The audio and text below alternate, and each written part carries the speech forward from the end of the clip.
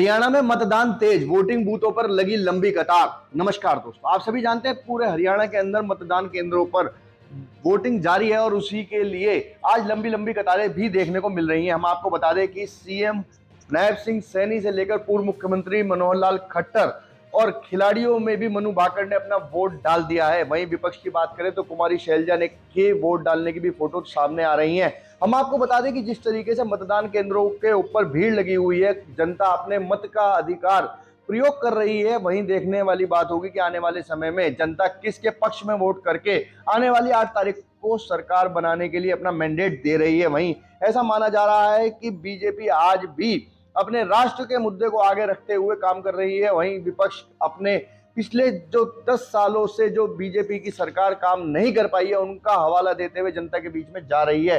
हम आपको दिखा दें कि मनोहर लाल खट्टर से लेकर मनु भाकर, नायब सिंह सैनी, कृष्णपाल गुर्जर, दुष्यंत चौटाला, आदित्य सुरजेवाला, कुमारी शैलजा, सावित्री जिंदल सभी ने अपना वोट कास्ट कर दिया है। और ऐसा माना जा रहा है कि जब भी कोई बड़ा व्यक्ति वोट कास्ट करता है तो नीचे आम जनता के अंदर भी उत्साह आता है कि जब इस व्यक्ति ने अपना वोट कास्ट किया है तो निश्चित ही उन्हें भी करना चाहिए। और इसीलिए वोटिंग बूथों पर लंबी लंबी कतारें देखी जा रही हैं।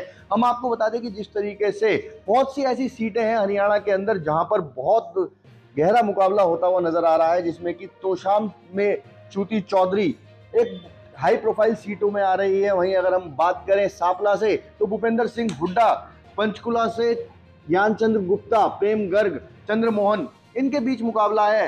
हम आपको बता दें अंबाला कैंट से अनिल विज, परिंदरवाल परी, चित्रा सादरा, इनके बीच में मुकाबला है। लाडवा से नायब सिंह सैनी, मेवा सिंह, संदीप गर्ग के बीच में मुकाबला है। कैथल से हम आपको बता दें कि आदित्य सुरजेवाला, लीलाराम, संदीप गाड़ी के बीच में मुकाबला है। ये बहुत हाई प्रोफाइल सीटें हैं जिसमें कि पूरे हरियाणा के अंदर सबकी निगाह इन्हीं सीटों पे। जुलाना विनेश फोगाट यहां से चुनाव लड़ रही हैं। उचाना से दुष्यंत चौटाला, विजेंद्र सिंह, देवेंद्र अत्री।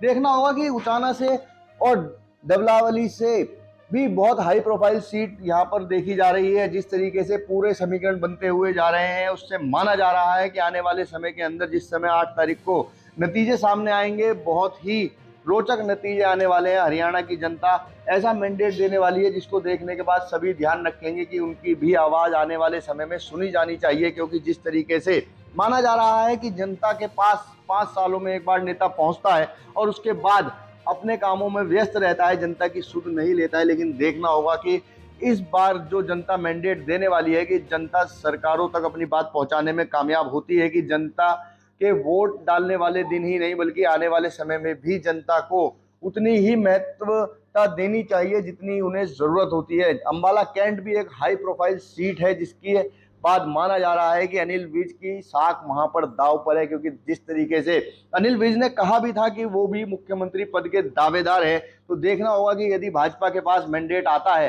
तो क्या अनिल विज अपनी ताल ठोकेंगे। और जिस तरीके से पिछले दिनों देखा गया कि कांग्रेस के अंदर भी मुख्यमंत्री पद को लेकर बहुत सी अटकलें थी कि शैलजा या भूपेंद्र सिंह हुड्डा कहीं भाजपा भी आने वाले समय में इस गुत्थी को सुलझा पाएगी।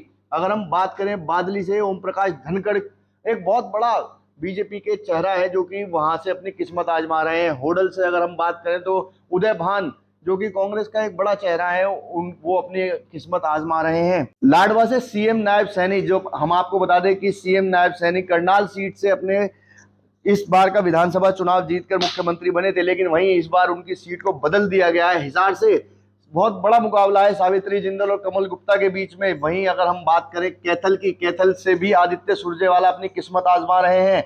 वहीं हम बात करें जुलाना विनेश फोगाट अपनी किस्मत आजमा रही हैं। और जिस तरीके से उनको मेडल नहीं मिला था, देश का, हरियाणा का मूड था कि उनको सिंपैथी वोट मिल सकता है। देखना होगा कि जनता किस तरीके से इस पूरे इलेक्शन को देखता है। एलनाबाद के अंदर आप सभी जानते हैं कि किसान आंदोलन में अभय सिंह चौटाला ने अपना इस्तीफा दे दिया था, उसके बाद एलनाबाद की जनता ने उनको दोबारा चुना था। इस बार भी देखना होगा कि जनता किसका साथ देती है।